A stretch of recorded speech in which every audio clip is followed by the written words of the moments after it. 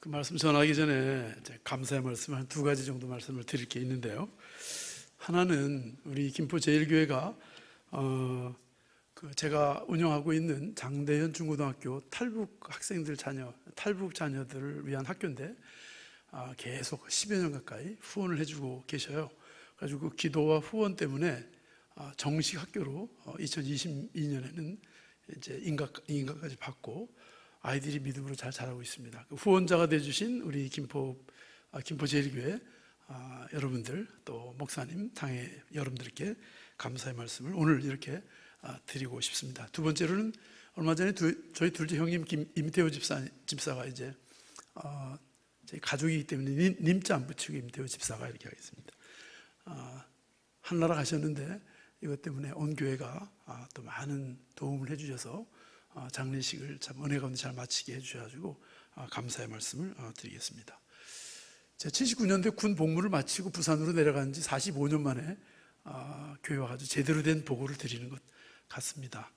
장로님께서 이것저것 말씀 많이 해주셨는데 한 8년 정도 일본에서 유학하는 생활, 또 미국에서 10년 동안 이민교회 담임 사역을 하는 시간 빼놓고는 부산에 계속 있었는데 그동안에 하나님께 주신 은혜 참 많이 있었습니다. 나누고 싶었는데 오늘 기회를 이렇게 주셔서 특별히 또 일본, 필리핀, 키르기스탄 이렇게 선교 파송을 앞두고 있다고 해가지고 제가 사실 그 선교사거든요. 저도요.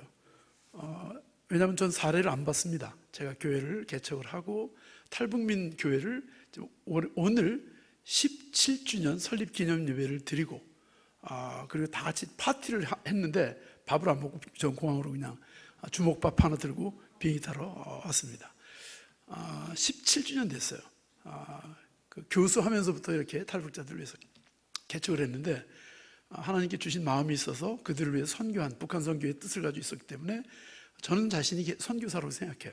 그래서 사례 안 받고 계속 하고 있습니다. 그 다음에 학교도 이제 교육 선교를 하기 위해서 2012년에 어느 분이 이제 주신 건물을 하나 가지고 시작을 했는데 교장이지만 봉급 안 받는 교장입니다. 역시 자원봉사로 무보수로 일하고, 왜냐하면 교육 선교이기 때문에. 그래서 오늘 선교 헌신 예배 제가 봐도 괜찮습니다.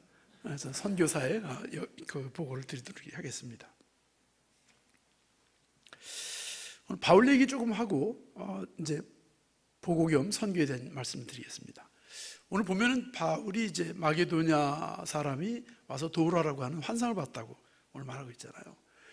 이 환상을 왜 보게 됐냐면 하나님이 바울이 지금 선교하고 있는 지역에서 예수의 영이, 성령님이죠.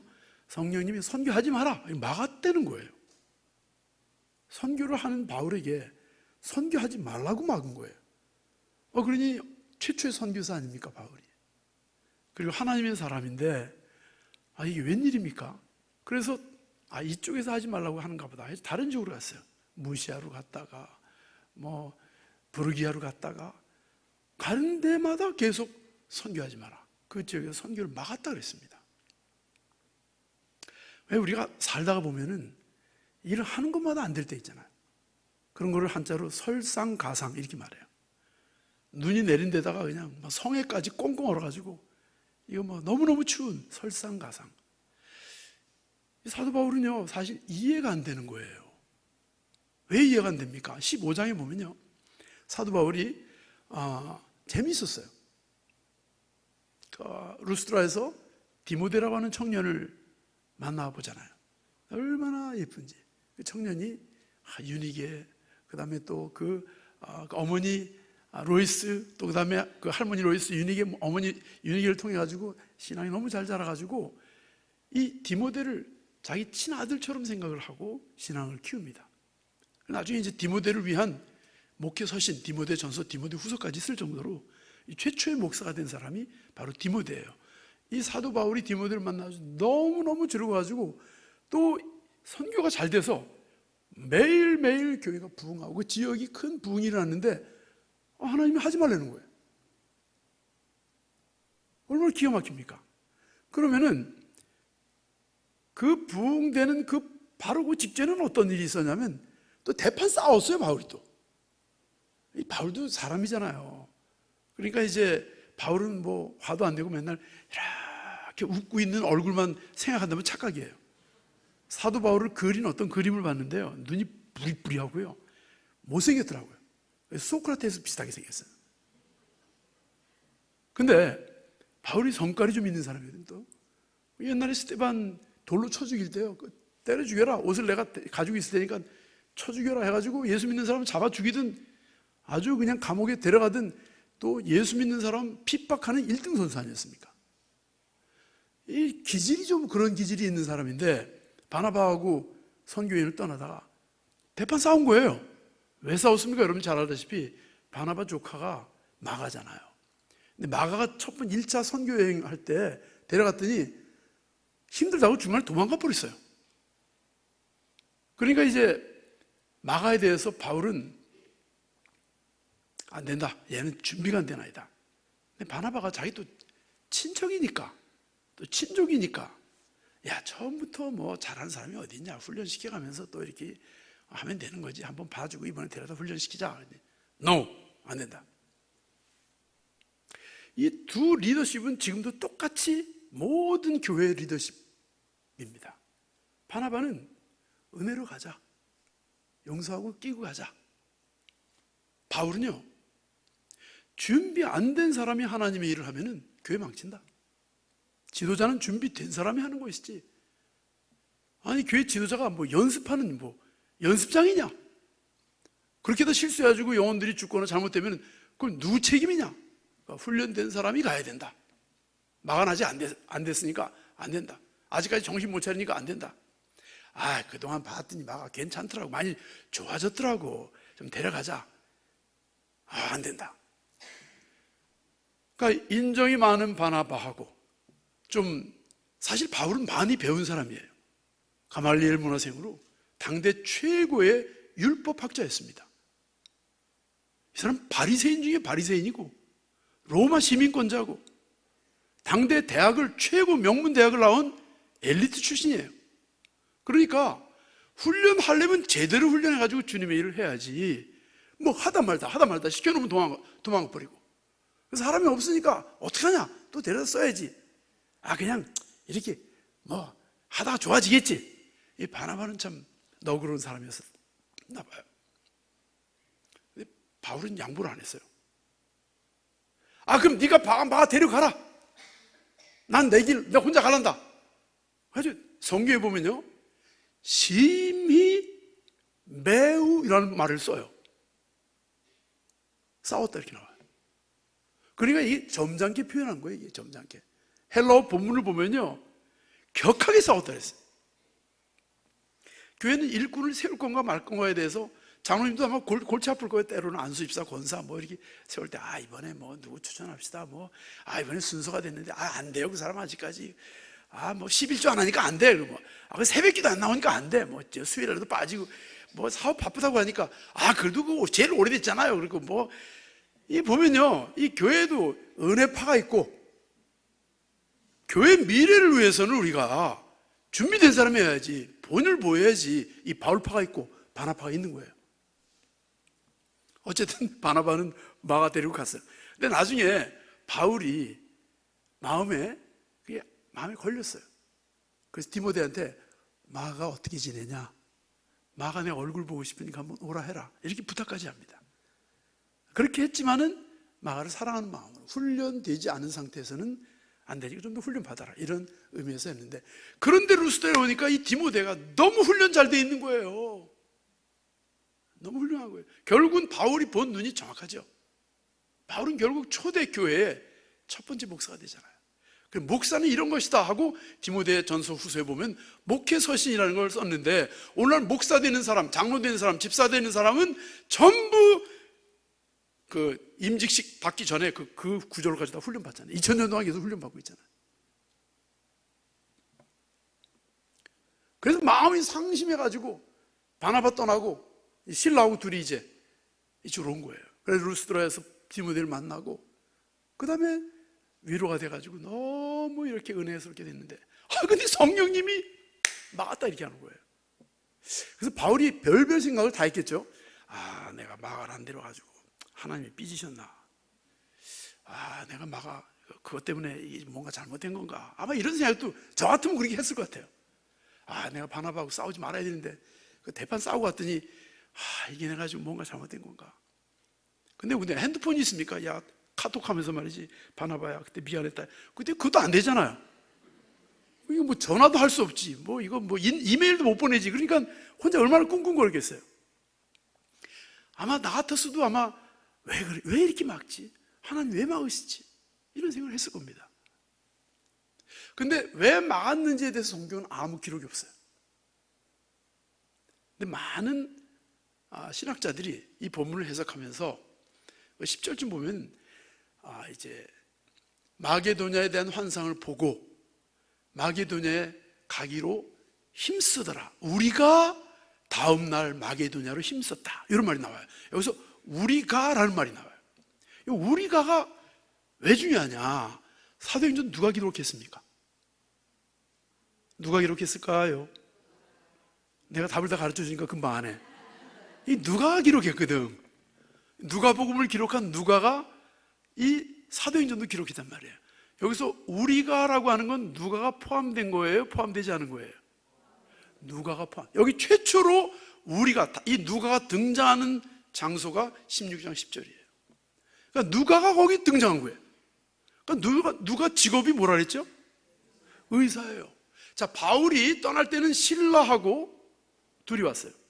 루스트라에서 디모데가 같이 참여합니다.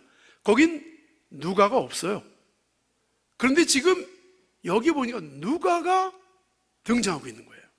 그래서 많은 신학자들이 말하기를 아마 바울이 하나님의 일을 못하도록 하신 것은 하나님께서 몸이 너무 안 좋아가지고 무리하니까 못하게 막으신 게 아닌가.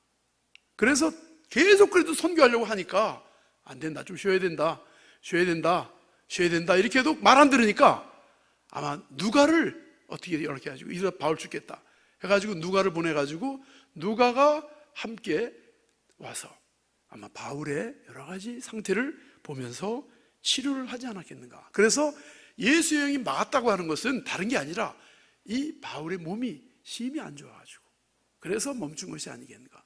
그래도 계속 바울은 하겠다고 했는데 하나님이 오히려 다른 비전을 주신 것이다. 드로아에 갔더니 환상을 봤다 그랬어요. 이 드로아가 어디냐면요, 터키 지방에서 제일 지중해 끝에 저기 이탈리아하고 그리스가 보이는 그쪽 항구 도시입니다. 이 드로아 하면 우리가 머릿속에 이게 뭐 옛날 도시 이름이고 잘 모르잖아요. 그럼 여러분들이 알기 쉽게 말하면 트로이라고 알죠. 트로이 전쟁 있잖아요. 트로이 영화도 있잖아요. 트로이 목마. 해킹할 때 바이러스 이름이 트로이 목마예요. 트로이라고 하는 목마 속에 거기에 30명의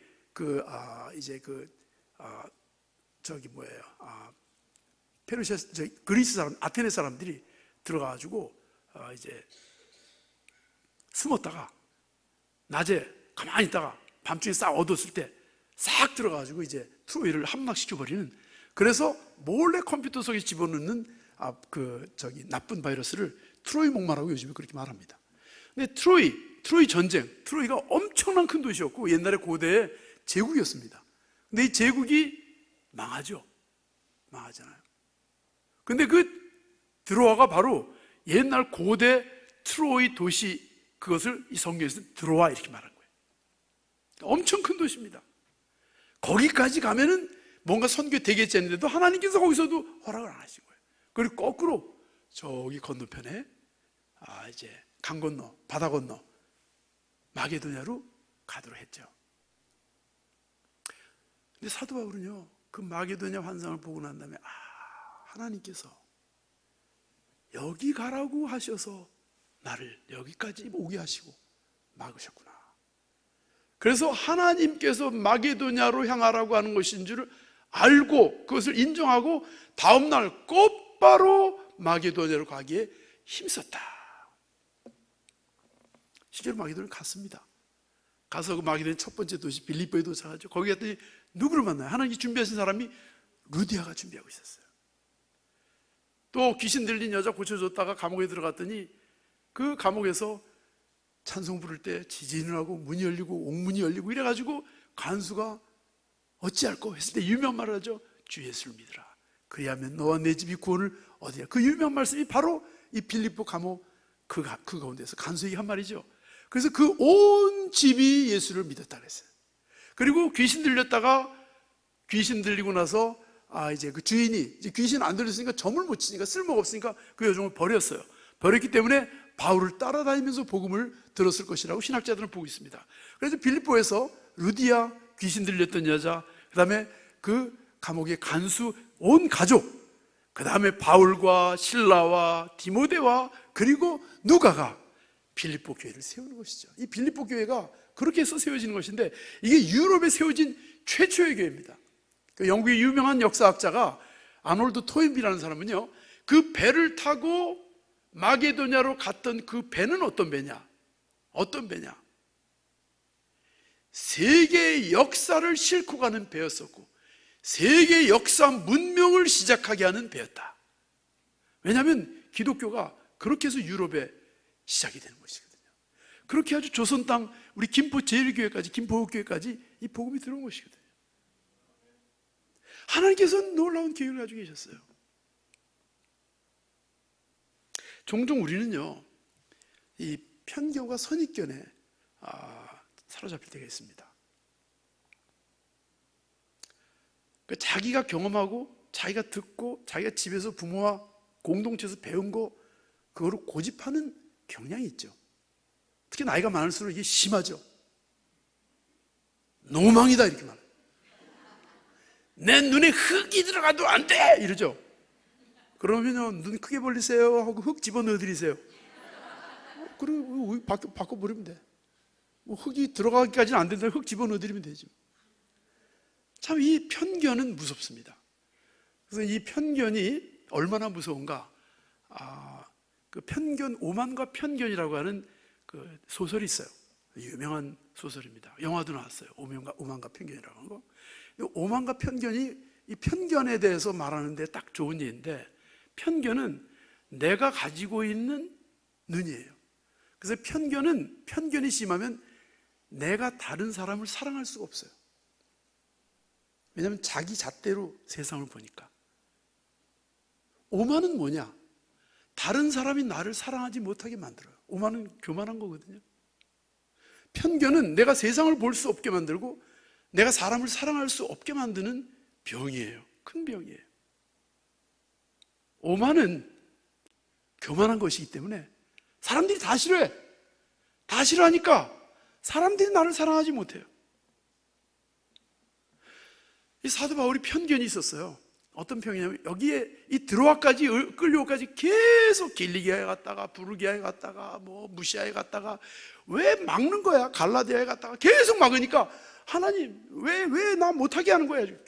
근데 그 지역이 어디냐면요 다 소아시아 지역이고 터키 지방이에요.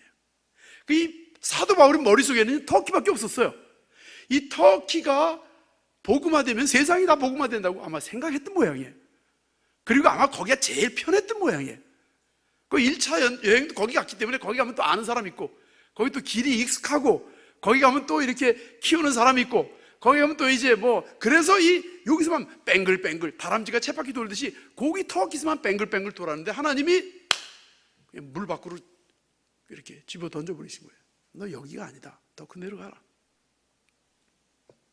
베드로도 그런 적이 있었어요. 베드로가요 유대인 중에 유대인이잖아요. 또 나이 들어가지고 예수님 제자가 된 제일 그 늙은이 제자예요.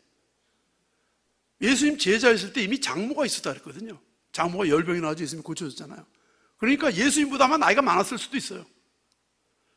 그렇기 때문에 베드로가 고집이 세고, 그래서 베드로는요 성격도 불같았지만은 유대인의 특별한 고집이 있어가지고 아주 유대 전통을 지키는 사람이었어요. 주님이 이방인을 위해서 복음이 열려졌는데 이 베드로가 유대인만 계속 이렇게 하니까 하루는 환상 중에 바구니 속에다가 부정한 음식들을 이렇게 보여주시죠. 안 먹습니다. 이거는 우리 유대인들이 안 먹는 겁니다. 이거 유대인들이 부정하는 거기 때문에 안 먹는 겁니다. 근데 주님 뭐라 하십니까? 뭐라 그러잖아요. 아, 우리 유대인들은 안 먹습니다. 아니, 주님이 먹으라 그러는데 이 베드로 지가 주님보다도 더 고집이 센 거예요. No 땡큐, 안 먹습니다. 주님 먹어라. 그때 나중에 주께서 이방인을 위해서도 복음이 열려지게 하신 거구나 뒤늦게 깨닫죠. 이 편견은요, 우리 하나님도 골치 아프게 만들어요. 이 교회에서도 제일 골치 아픈 사람이 누구냐? 목사보다 기도 더 잘한다고 하는 사람이 제일 골치 아픈 사람이에요. 목사님, 아닙니다. 내 기도해보니까 그거 아니에요. 와, 골 때려요. 내가 미국에 있을 때 그런 여자 집사가 하나 있었어요. 목사님, 제가 기도 한번 해볼게요. 아니, 목사가 기도하고 얘기했는데도 자기가 기도하고 난 다음에 결제 주겠대요. 회계 집사인데. 그래서 난 목사보다 기도 많이 하는 사람 전 싫어해, 내가. 말을 안 들어. 아니, 주님께서 먹으라는데 베드로가 안 됩니다. 안 됩니다. 몇 번이라도 안 된다고. 예수님 제자 가운데 누가 있습니까? 가룟 유다도 그래요. 가룟 똑똑해요. 얘가 얼마나 똑똑하냐면요, 예수님 12제자인데 제일 많이 배운 사람이에요. 계산도 빠르고 머리 좋아가지고 회계를 맡겼잖아요. 우리 회계 아무나 하는 게 아니잖아요. 똑똑해요. 그래서 딱 따라다니니까 예수님 말씀 들어보면 통밥을 재보니까 예수님한테서 뭐 좋은 게 나올 것 같지가 않아. 그러니까 안 되겠다. 뭐 또 죽는다고 하지, 십자가에 돌아가신다고 하지. 에이 예수님 따라다녀봤자 3년 동안 헛고생했네. 아주 예수님 팔아버렸잖아요. 그러니까 그 예수님을 쌩까고 무시하고 팔아버린 놈도 있다니까. 2000년 전만 그런 게 아니에요. 오늘날도 있어요. 교회 싸움할 때 보세요. 다 기도하면서 싸워요. 기도하면서 싸우잖아요. 다 주님의 영광을 위해서, 뭐 하나님을 위해서. 교회에서 골치 아픈 사람 전부 다 입버릇 하는 게 주님의 영광을 위해서, 하나님의 나라를 위해서, 이거는 진짜 내가 교회를 위해서 하는 거야, 이렇게 하면서 편견을 고집을 피는 사람이 있어요. 근데 회개해야 됩니다.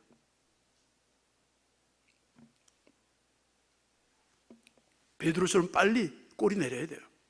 아니구나. 바울처럼 빨리 내 고집, 내가 집에서 배웠던 거, 내가 하던 경험, 배워봤자 얼마나 배우고, 여러분 똑똑해봤자 우리가 얼마나 똑똑하겠어요. 여러분 하루에 책이 몇 권씩 나오는 줄 아세요? 계산 안 해봤죠? 하루에 이 지구상에서 쏟아 전 세계 말로 번역되는 책이 하루에 책이 몇 권 나오는지 아는 사람 아마 거의 없을 거라. 아마 나도 정확하게 몰라요. 통계 나와서 하루에 한 400만 권의 책이 나와요. 전 세계에서 400만 권의 책이 나와요. 하루에, 매일. 자, 하루에 우리 대한민국 신문이 몇 개 나오는지 아세요, 여러분? 신문, 인터넷 신문, 일간지, 주간지, 월간지, 개간지, 연보, 신문이 몇 종류 나오는지 아는 사람? 뭐 조선일보, 중앙일보 이거밖에 모르죠, 여러분들. 우리나라 신문 종류가요 한 2,000개 정도가 돼요. 회사 사보 있지, 무슨 동문회 회보가 있지, 공무원들 보는 신문이 있지, 군인들 보는 신문이 있지, 교사들 보는 신문이 있지. 어마어마하게. 자, 그러면은 뉴스를 여러분들이 기껏 테레봤자 9시 뉴스, 7시 테레비 거기서 딱 만들어준 거 딱 보고 세상 다 아는 것처럼 여러분들 잘난 척 하잖아요. 신문 사설 몇 개 보고 아는 척 혼자 다 하죠. 지가 경제 전문가처럼 말하고. 정치 평론, 이재명이 말이야 틀렸어, 걔 한동훈이 요즘에 좀 골치 아파. 지가 무슨 정치 평론가처럼 얘기하는데 우리가 알고 있는 건 몇 가지 끄적끄적 해놓은 거 읽고 아는 척 하는 거예요. 사실 근데 우리가 아는 게 사실 없는 거예요. 잘 없는 거예요. 그래서 너무 우리가 잘난 척하면 안 돼요. 교회에서도 마찬가지예요. 성경을 우리가 알아봤자 우리가 얼마나 알겠어요. 사도 바울도 주님께서 이렇게 말하니까 꼬리 딱 내리잖아요. 터키가 아니었구나. 내가 여기 내 눈이 흙이 들어와도 난 터키 아니면 안 된다 이렇게 생각했는데 아마 주님께서 눈에다가 흙 넣어주신 모양이에요. 여기가 아니구나.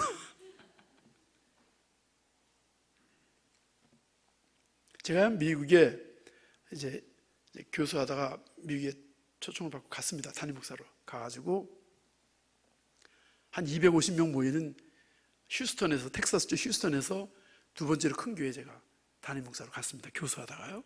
갔는데 거기서 10년을 딱 정확하게 10년을 이제 목회를 했습니다만 2002년도쯤 됐는데 2002년도에 탈북자 한 사람을 만나요.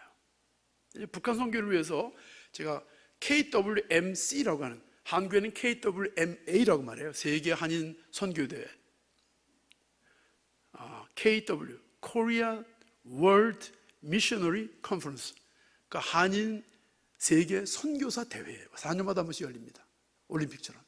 근데 제가 미국에 가가지고 그 전임자 목사님이 거기 임원이셨기 때문에 제가 후임자 목사라고 그냥 갖다 이렇게 꽂아주셔가지고 제가 부위원장이 됐어요. 고석희 목사라고 그 사무총장하고 같이, 그러니까 2번 했습니다. 2번 했는데 그때 세계 선교에 굉장히 뜨겁게, 우리 교회가 뭐 전 교인이 그냥 다 갔어요. 저 시카고의 빌리그램 센터, 이제 거기 빌리그램이 나온 위튼 칼리지라고 있는데 거기에서 세계 선교대회를 늘 합니다. 늘 하는데 거기 가지고 그렇게 하는데 이 탈북자가 나오기 시작해가지고 증언을 듣기 시작했는데 증언을 들어보니까 우리가 알고 있는 그 이상이었고 상상을 못하는 북한의 동족의 이야기를 듣고 우리가 모두가 가슴을 참 찢기 시작했습니다.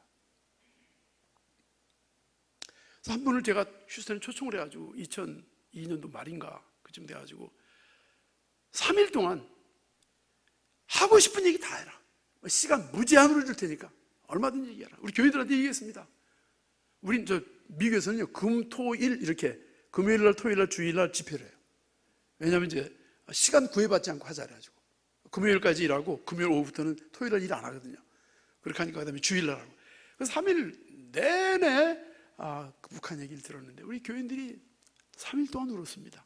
저도 그렇고 정말 울었어요. 왜냐하면 이 천국과 지옥이, 휴전선 밑에는 천국이고요, 휴전선 위에는 지옥입니다. 며칠 전에도 제가 탈북 청년을 만났는데 북한에서 건설자재 종합대학교라고 있어요. 북한에는 종합대학교가 5개가 있습니다. 김일성 종합대학교, 이 김일성 종합 어문학부, 정치, 문학, 경제만 공부하는 데예요. 이건 노동당 간부들을 키우는 학교입니다. 김일성 종합대학교. 김책 공업종합대학교가 있습니다. 여기는 이제 전기공학, 전자공학, 그 다음에 컴퓨터공학만 공부하는 곳이에요. 여기는 아주 그곳으로 중공업이나 이쪽으로 굉장히 뛰어난 아이들 키우는 데입니다. 그 다음에 이제 개성에 고려 성균관대학교가 있어요. 고려 성균관대학교는 경공업을 장사하고 뭐 이러는 거, 경공업을 중심으로 하시는 그 종합대학교예요. 그 다음에 건설자재 종합대학교 있습니다.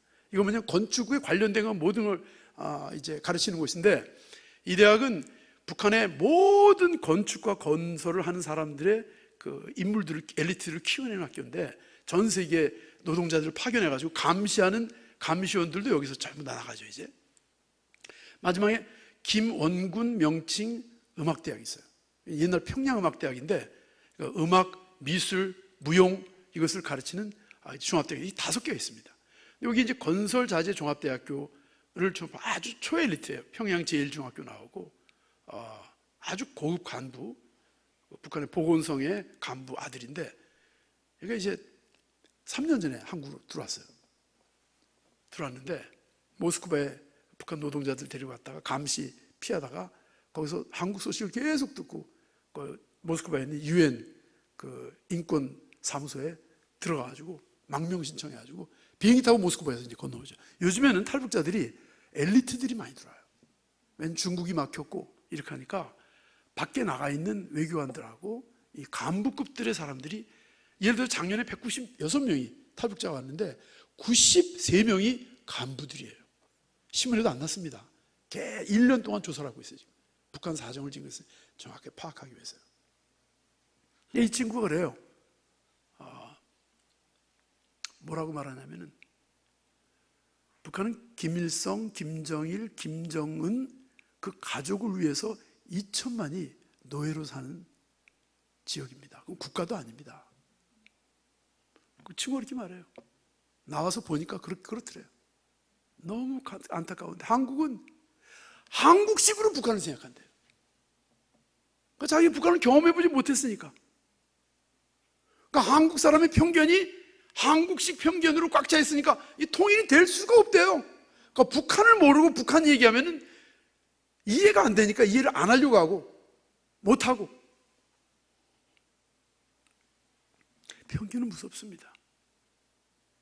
제가 그래서 미국에서 그 편견을 깨뜨렸죠. 북한 사람이어서 이렇게 말하니. 그래서 제가 열심히 탈북자들을 돕기 시작하고 북한 인권 관련돼 가지고 미국에서 이제 KCC라고 북한 자유를 위한 미주 교회 연합회 그걸 조직을 하면서 제가 이제 공동대표가 돼요.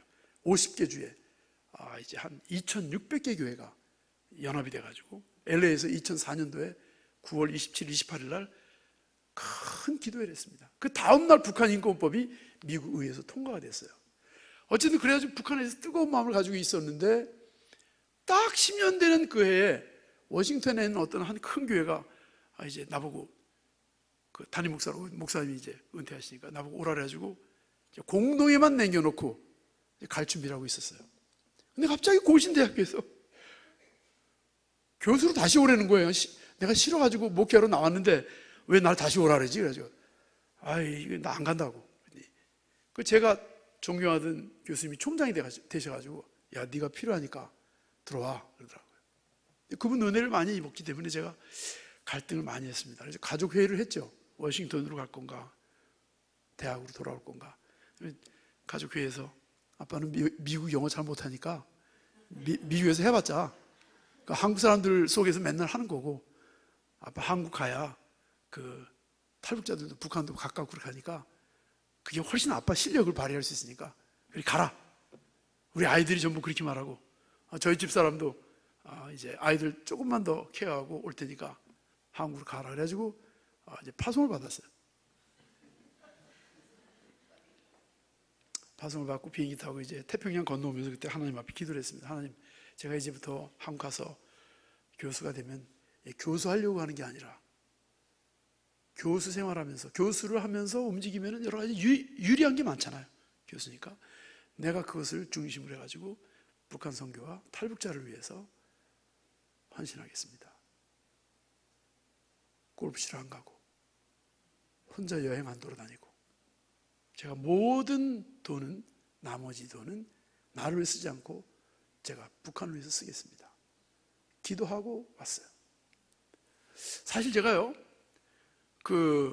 제가 기도를 하면은 하나님이 그 기도를 잘 응답해 주시는 것 같은 체험을 많이 하면서 살았습니다. 제가 중학교 2학년 때인가 3학년 때인가 3학년 때쯤 된다고 생각이 되는데 제가 학교를 좀 늦게 들어갔습니다. 좀 집이 좀 어렵고 힘들게 있어가지고 한 2년 반 거의 3년을 제가 늦게 들어요. 제 누님 큰아들 쪽하고 같이 중학교 생활 같이 했습니다만 그래 이제 이렇게 오다 보면 옛날에는 이 밑에 큰 계단이 좀 밑에 있었습니다. 지금은 있는지 없는지 모르겠네. 없어졌어요? 계단이 밑에 쭉 그 계단을 한참 올라왔어요. 그 밑으로 쭉 내려가면은 그 조그만 마을이에요. 마을이 있는데 그쪽으로 이렇게 해서 계단 올라오는 거예요. 근데 한 번은 이렇게 이제 토요일 날 학생의 집에 올라오려고 그러는데 그 옆에서 밑에서 굿을 하더라고요. 굿 알죠? 굿. 무당이 하는 거 있잖아요. 무당이 이제 귀신 부흥회를 시작하는 거 밑에서 사람들이 되게 많이 왔더라고요. 많이 와가지고 이렇게 보고 그러는데 솔직히 내가 굿하는 걸 한 번도 못 봤거든요. 그래서 토요일 날 이제 학생의 성경 공부 이것 때문에 오는데 굿하는 걸 구경하고 싶어가지고 살짝 가가지고 이렇게 머리를 비비고 들어가지고 봤더니 옷갈모자 쓰고 막 칼 가지고 춤추고 그러잖아요. 근데요 한참 춤을 추더니 막 그러다가 딱 스톱하더라고. 그러더니 갑자기 굿이 안 된대요. 부정타 되는 거예요. 안 된대요. 그래가지고 막 여기 그 재수없는 사람이 하나 와 있다고 막 그러더니 빙글빙글 든 내 앞에 오더니 너 나가 그러더라고요. 그래가지고 놀래가지고 뒤에 성경책 이렇게 하고 이렇게 보고 있었죠. 그 나가라니 놀래가지고 그냥 내빼서 이 계단을요 단숨에 뛰어 올라왔어요. 막 청아같이 뛰어 올라왔습니다. 근데 올라오고 나서 계단에 가만히 앉았으니까 내가 왜 재수없는 사람이지? 근데 왜 나를 어떻게 알았지? 그걸 가만히 생각하다가 내 성경책을 가지고 내가 거기 있었는데 어떻게 귀신이, 무당이 내가 예수 믿는 사람인 걸 알았지? 생각하니까 영은 영을 아는구나. 그럼 내 속에 하나님의 영이 있다는 거구나. 그때 처음 제가 경험을 했어요. 그리고 학생회 수련해가지고 하나님 앞에 서원 기도를 했어요. 제가 하나님께 바치겠습니다. 목사가 되겠습니다. 그리고 진짜 목사가 됐잖아요. 우리 집에서 내가 제일 먼저 예수를 믿었어요. 우리 누님이 믿었어요. 그 다음에 우리 어머니 아버지 예수 믿고, 우리 형님들이 다 예수 믿었어요.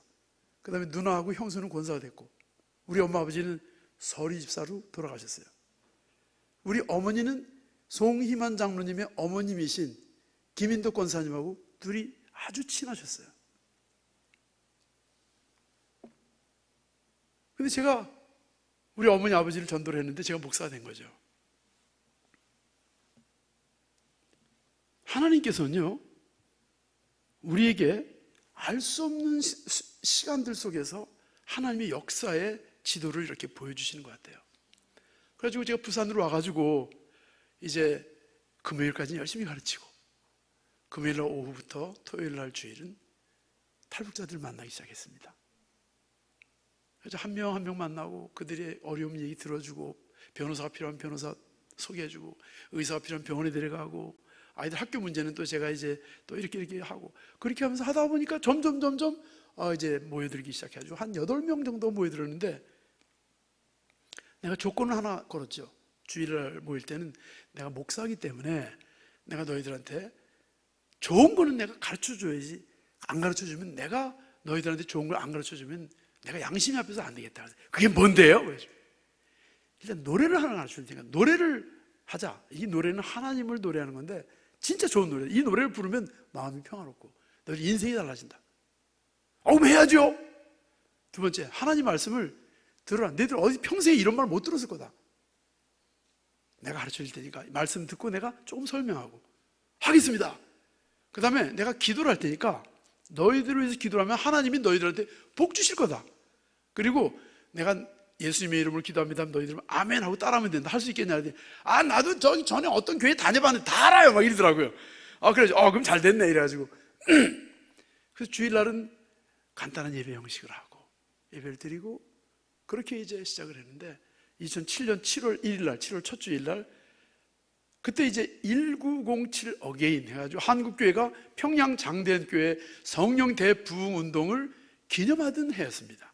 2007년도. 기억이 나시죠?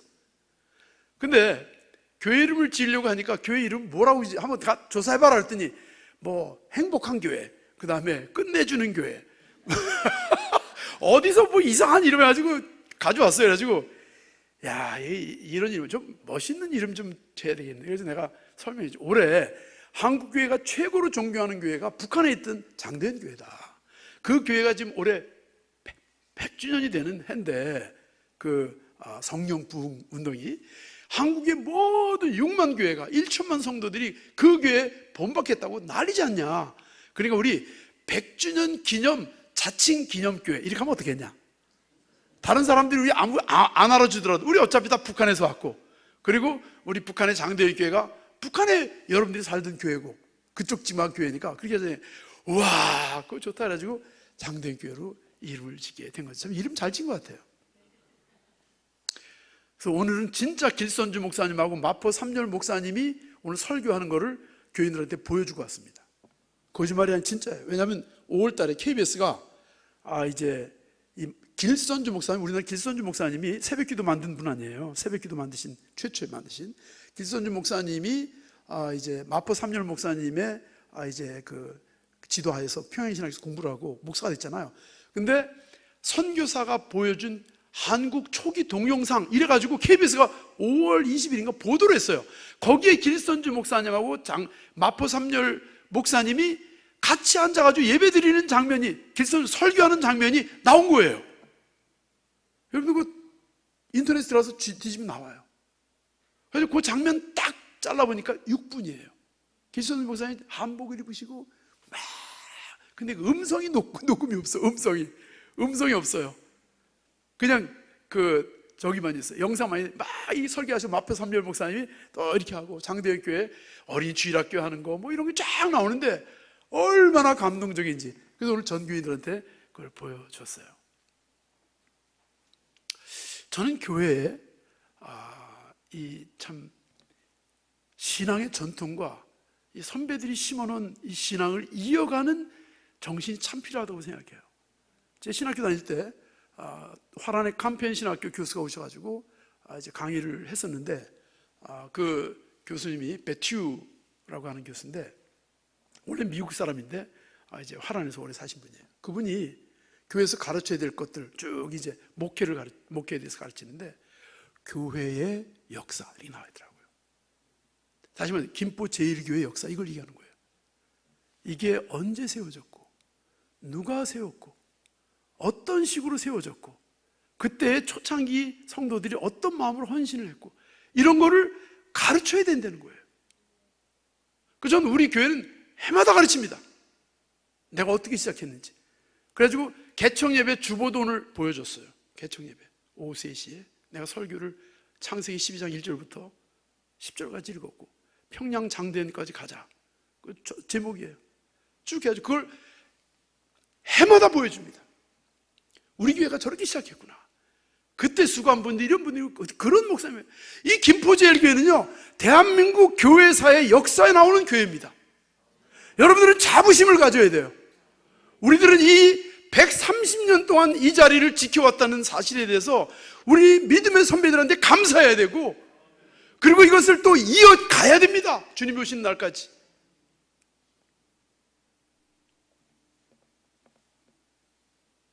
근데 전 몰랐는데 제가 우리 교회 제 1호 목사래요. 그래가지고 나 1호 목사라는 건 이해가 안 된다 그랬더니 그때 뭐 전도사님이 있다는 거 들었더니 전도사까지는 하고 다 했는데 중간에 다 도망갔대. 뭐 하다가 힘들어가지고 뭐 시계빵 차리기도 하고 뭐 공무원 되기도 하고 뭐 이래가지고 전도사까지 나오는데 목사 안수 받는 사람이 하나도 없었대 그동안에. 근데 제가 첫 번째 목사 그 문덕경 목사님이 제 목사 안수식 때 부산까지 내려왔어요. 92년 만에 우리 김포교회 1호 목사다. 네가 1호 목사다 이래죠. 우리 누님하고 몇 분 장로님하고 내려오셨어요. 그리고 나서 제 후배들 가운데 이제 목사 계산하면 5명이더라고요. 5명씩 있는데 김대현 목사라고 있어요. 김대현 목사가 근데 이윤호 권사가 거기가 먼저 아마 목사 안수 받았을지 모르는데 그래서 내가 직접 전화했죠. 너 언제 목사 안수 받았냐? 혹시 잘 모르는데 한번 보자 이래가지고 그랬더니 89년도 받았대요. 난 86년도 받았거든요. 그럼 내가 선배다. 내가 1호다. 그래가지고 계산하면 5명이에요. 5명인데 그때 보니까 김대현을 포함해가지고 다 우리 중고등학교 때 그때 뜨겁게 함께 신앙생활하던 친구들이다. 그 친구들이 그 가운데서 저를 포함해가지고 5명이 나온 거예요. 근데 그 이후 안 나왔다고 하는 거 보니까 조금 서운하더라고요. 내가 좀 자주 왔어야 되는데. 어쨌든 그래서 이 믿음의 전통이 이어가는 게 참 중요하다. 그래서 탈북자 교회를 세우고 그 다음에 기도를 하면서 그 교인들 보니까요 제일 힘든 게 뭐냐면 직업 찾기 힘든 거예요. 특히 아이들을 북한에서 태어나서 거기서 살다 왔으니까 한국 교육은 모르잖아요. 교육이 힘든 거예요. 아이들 왕따 당하고 못 따라가니까 그래서 교육을 막 힘들게 하다 보니까 그냥 여기 이런 학교 하나 있으면 좋겠어요 그러더라고 교인들이. 그래가지고 저는 그걸 무심코 듣지 않고 그래 내가 학교를 한번 만들어보지 하나님 기도했습니다. 하나님 그 전부 서울하고 경기도에 있는데 없는 거예요. 충청남도 이쪽 천안까지 하나 있고 하나님 이 학교를 하나 만들 수 있도록 사람을 보내주십시오. 그래서 방송에 나와서 설교할 때마다 얘기하고 신문에다 글을 쓰고 TV에 뭐 인터뷰하면 학교가 있어야 됩니다. 이쪽 지역에 수도권 밖에 탈북자들이 이렇게 많이 사는데 이 아이들을 위해서 돌봄을 할 수 있는 이런 대안학교가 필요하다고. 그랬더니 극동방 설교할 때 제 설교를 듣고 어떤 부부가 찾아왔어요. 찾아와가지고 목사님 건물이 하나 저희 안 쓰는 게 있는데 하나 드릴 테니까 한번 와서 보실래요? 그래서 갔습니다. 그랬더니 4층짜리 건물이에요. 양론하던 건물인데 요즘에 요양보호사가 하도 많이 생겨가지고 이제 사립 양로는 안 된대요. 팔아가지고 사업비로 쓸까 그러다가 방송 듣고 마음에 감동이 돼가지고 12억짜리입니다. 이거 드릴 테니까 여기다가 그럼 탈북자들 학교를 하시죠. 그래가지고 세워진 게 여러분들 들어오실 때 좀 브로셔가 나와 있는 그 학교 건물이에요. 지금 12년 됐습니다. 하나님께서 놀라운 기적을 주셨어요. 이 북한에서 온 아이들이 무조건 기숙생활을 해야 되겠다. 왜냐하면 부모들한테 배울 게 없어요. 그러니까 집에 들어가면 북한이고 집 밖으로 나오면 한국이에요. 그러니까 아이들이 계속 부모님하고 있으니까 갈등만 심하고 학교에서 배운 거하고 부모님이 가르치면 너무너무 차이가 나니까 아이들이 많이 어려워지는 걸 보고 기숙학교로 만들어야 되겠다. 그래서 아이들 자면서 선생님들 같이 그래가지고 전국 방방곡곡에 광고를 하고 홍보를 해가지고 4명의 선생을 이제 참 저도 황당한 광고를 했죠. 결혼 안 한 사람 가운데 교사 자격증이 있고 학교 교사 경력이 있고 돈이 없는데 그래도 와서 같이 도와줄 사람, 북한에 헌신된 마음이 있는 사람, 그 대신 내가 반드시 여러분들에게 정확하게 앞으로 교사에 대접을 할 수 있을 정도로 내가 지금부터 준비할 것이다. 그러는데요, 이 황당한 기도를 듣고 황당한 외침을 대학생 수련회 한 대만 더 찾아갔어요. 가지고 1분만 달라 그래가지고 그 얘기를 했습니다. CCC 집회도 캠프도 가고 SFC 캠프도 가고 SC 캠프도 가고 무슨 YFC도 가고 전교에 다니면서 얘기했는데 4명이 딱 나왔어요. 헌신하겠습니다. 한 사람은 남해에서 오고 한 사람은 대구에서 오고 한 사람은 서울에서 오고 한 사람은 울산에서 왔어요. 이 4사람이 저와 같이 이제 6개월 동안 내가 왜 이걸 학교를 해야 되느냐, 북한이 어떻고 탈북자가 어떻고 우리가 복음 통일을 해야 되는데 그걸 하기 위해서는 이 어른들은 희망이 없다. 내가 볼 때는 그냥 품고 가는 거다. 그러니까 10년 뒤 20년 뒤에 이 아이들이 준비되지 않으면 우리나라 통일 한국은 특별히 복음으로 가야 되는 그 길은 희망이 없다. 이 아이들을 키워야 된다. 우리가 이 천금 같은 아이들이 목숨을 걸고 왔는데 여기서 이렇게 왕따 당하고 이렇게 해가지고 버려진다면, 통일되면 한국 사람들이 우리들을 개떡같이 하는데 북한에 와가지고 싼 임금이나 이용해 먹으려고 자원이나 빼먹으려고 그렇게 하고 이거 부동산 투기하는 사람들 가지고 북한 땅 다 조져놓을 것 같으니까 통일하지 말자 이렇게 할 수도 있다. 그래서 우리가 믿음의 사람들이 본을 보이고 이 아이들에게 자유민주주의를 제대로 가르치고 자본주의 경제도 제대로 가르치고 글로벌한 교육을 시켜가지고 통일되면은 남한도 알고 북한도 알고 세계를 아는 아이들이, 동독 출신의 앙겔라 메르켈이 통일 독일의 수상이 돼가지고 통일 독일을 유럽의 최강국으로 만든 것처럼 우리도 이 북한 아이들을 앙겔라 메르켈 같은 사람으로 키워야 된다. 그걸 6개월 동안 교육을 하고 다음에 12명의 아이들을 받아가지고 시작을 했습니다. 그 1회로 졸업한 애가 3명 졸업했는데 하나는요 고려대학교 들어가가지고 졸업할 때 올 A로 받고 졸업하고요, 미국 정부 장학금 받고 지금 메릴랜드 주립대학교에 석사 풀 스칼러십 받고 지금 공부하고 있어요. 2번째 아이도 캘리포니아 베프티스트 유니버시티에서 지금 공부를 하고 있어요. 3번째 아이는 아동학과를 들어가지고 유치원 교사를 하고 있습니다. 어린이집 교사를 하고 있어요. 아이들이 얼마나 잘 자라는지, 이렇게 잘 자랄 아이들을 탈북자라고 깔보고 이 아이들이 전부 신앙이 좋습니다. 거기서 우리는 들어오면 무조건 장대인 교회 와서 예배를 드려야 되고 아침에 큐티하고 저녁에 큐티하고 채플 시간 내 설교 들어야 되고 내가 철학도 강의하거든요. 내 철학 강의도 들어야 되고 그 다음에 자율적인 그 기도회도 가져야 되고 그리고 다 세례를 받아야 돼. 졸업하기 전에 반드시 세례 받고 대학에 들어가면은 반드시 교장 선생님이 지정해주는 교회에 나가도록 해야 되고 보고하도록 하고 애스를 합니다. 우리는 이렇게 하니까 아이들이요 25명이 졸업했는데 23명이 다 대학 가고요, 그 가운데서 군대 가가지고 합참 의장상 받은 애도 있고 대학에서 장관상 받은 애가 2이 나오고요. 하나님께서는 저한테 그런 비전을 보여주셨고 그걸 저는 하고 있는 것 뿐이죠. 주님께서는 편견을 버리시면은 그 서양 유럽 속담에 이런 말이 있습니다. 주님께서는 때로는 한쪽 문을 닫으신다. 그러나 다른 한쪽 문을 열어주신다. 주께서 우리에게 길을 막으실 때는 이유가 있어서 막는 거예요. 다른 비전을 보여주시는 거예요. 우리의 오만한 마음을 깨트리고 우리의 편견을 깨트려가지고 하나님만 볼 수 있도록 문을 열어주시는 겁니다. 바울이 그걸 지금 본 거예요. 그 드로아 지역에서 마게도냐를 향한 그 비전을 본 겁니다. 우리에게 그 비전을 보는 마게도냐 사람이 누굽니까? 나는 제 환상 가운데서는 바로 북한 사람들이었어요. 김포제일교회 마게도냐 사람들은 누굽니까? 여러분들 개인의 마게도냐 사람들은 누굽니까? 편견을 가지고 있는 보이지도 않을 뿐더러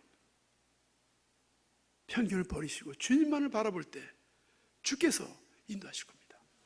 내 개인의 삶 속에서도 마게도냐의 환상이 있을 수 있어요. 우리 가정에서도 마게도냐의 환상이 주님께서 주실 수도 있어요.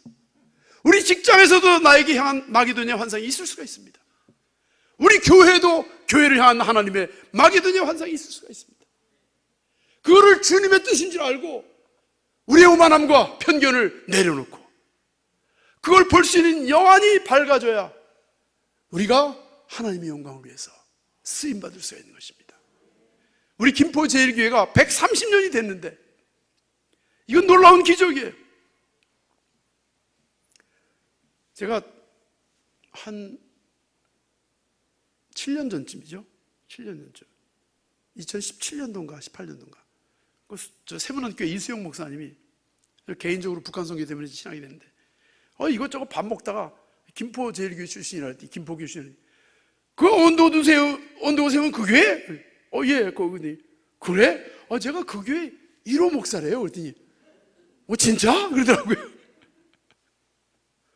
오늘 전화하더라고요. 이 목사 다음 주일 그 주일날 그 딴 목사 맡기고 우리 교회에서 하루 종일 설교해.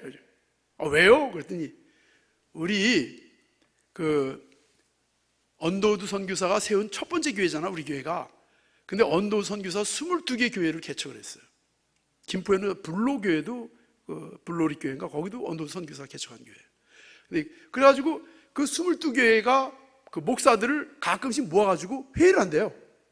회의를 하는데 이제 어떤 때는 자기가 그 목사님을 초청해가지고 그 교회 설립 기념 특별히 할 때 선교주의를 정해가지고 언더우드 선교사가 세운 교회 출신 목사들을 불러온대요.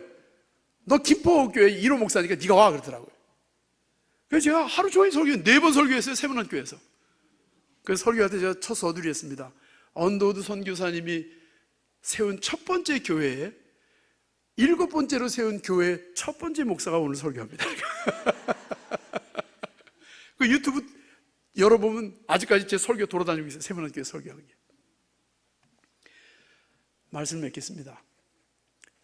선교는 개인이나 교회나 우리 주님께서 주신 사명이죠. 그 선교는 어떻게 보면요, 삶이에요. 선교사가 돼야 선교하는 게 아니고, 선교사에게 돈을 보내야 선교하는 게 아니고, 내가 할 수 있는 재능과 내가 할 수 있는 일터에서 주님을 증거하면 그게 선교사입니다. 사도행전 1장 8절에 그랬잖아요. 성령이 너에게 임하시면 온 유대와 사마리아와 땅끝까지 이르러 내 증인이 되라 하지 않았어요. 증인이 되리라 그랬습니다. 성령이 임한 사람은 자동적으로 선교사가 되는 거예요. 자기 삶 속에서. 그래서 너희가 마태복음에서 말씀하셨듯이 너희가 세상의 소금이요 빛이라. 세상의 소금 역할을 하고 세상의 빛 역할을 해라. 그래서 너희가 하는 것을 보고 많은 사람들이 아버지께 영광을 돌리게 하라. 이게 선교예요. 성경금 냈다고 선교 다 한 게 아니란 말이죠. 그러니까 우리 사는 걸 보고 사람들이 우리를 보고 주님을 만날 수 있어야 돼요.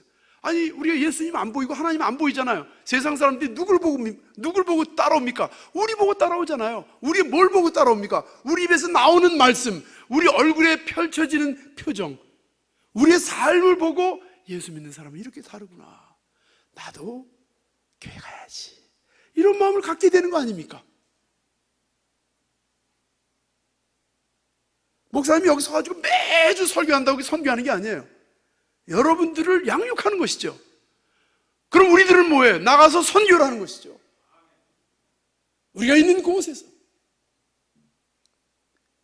키르기스탄, 필리핀, 일본 좋아요. 돈 많이 들잖아요, 솔직히. 그렇게 안 해도 우리 얼마나 지금 보세요. 교수 하면서 남는 시간 가가지고 탈북자 만나니까 탈북자들이 모여들고 그 김일성 우상 섬기던 그 사람들이 와서 세례받고 작년에 권사 2명, 안수집사 2명 세웠어요. 우리 교회에서 목사 하나 나오고 전도사 하나 나왔어요. 우리 아이들 23명 가운데 또 어떤 놈들이 나올지 몰라요. 우리가 할 수 있는 것 가운데, 내가 할 수 있는 것 가운데 세상 사람들한테 욕 먹지 말고 칭찬 들으면서 살면 주님께서는 나도 모르는 사이에, 요것만 하나 하고 끝낼게요. 제 친구 하나 가운데 우리 양곡 같이 고등학교 졸업한 친구인데 신현주라고 있어요. 현주라고. 그 친구가 이제 공황장애가 있어가지고 고생을 많이 했습니다. 요즘에는 뭐 공황장애라고 세련된 이름 붙였지만 옛날에는 간질병이라고 말했죠. 막 아무 때나 막 그냥 이렇게 막 힘들어하고, 그래서 내가 걔 옆에 쫓아다니면서 신경 써줬어요. 이렇게. 그래가지고 한 번은 이제 그 집에서 밥을 먹고 이렇게 하다가 괜찮았을 때, 너 앞으로 뭐 할 거냐? 나는 목사 될 거다. 신학대학 갈 거야. 하나님 앞에 약속을 해가지고 난 못 바꿔. 아, 그러냐고. 그 너는 뭐 할 거냐? 아, 나는 몸도 이래가지고 그러니까 내가 장사를 하든지 뭐 내가 혼자 할 수 있는 걸 해야지 공무원이나 뭐 직장 같은 데 들어가면 민폐 끼칠 것 같으니까. 그래? 그래가지고 내가 그러다가 밥 먹다 말고, 내가 볼 때는 너 하나님 앞에 팍 꼬꾸라지면 너 병 고칠 것 같은데 너도 목사 되라.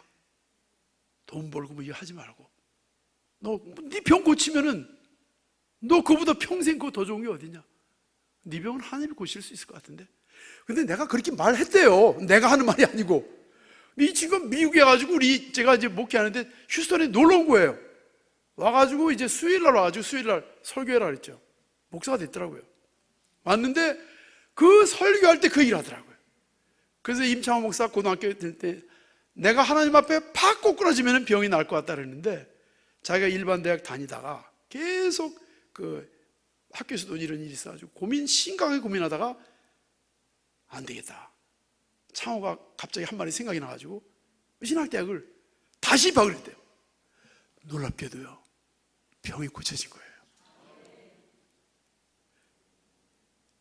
평생 이렇게 행복한 이러한 생활을 할 수 있는 줄은 꿈에도 생각 못하고 지긋지긋하게 그렇게 살 줄 알았는데, 약 먹으면 힘이 없어가지고 자야 되고 막 이래야 돼요.